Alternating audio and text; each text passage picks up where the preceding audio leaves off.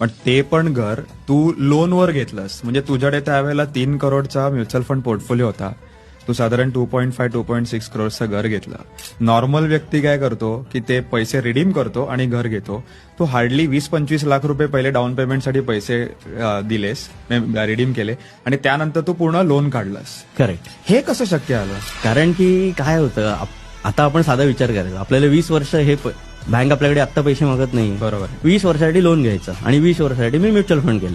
बरोबर. साधं कॅल्क्युलेशन आपण जर केलं तर हा पोर्टफोलिओ कमीत कमी डबल होतं. बरोबर. डबल ते ट्रिपल, Triple. मिनिमम ट्रिपल तर समजून घ्या आपण होतो 20 वर्षामध्ये. आणि लोन मध्ये आपण जास्तीत जास्त किती होतं, दीड पट पैसे भरतो.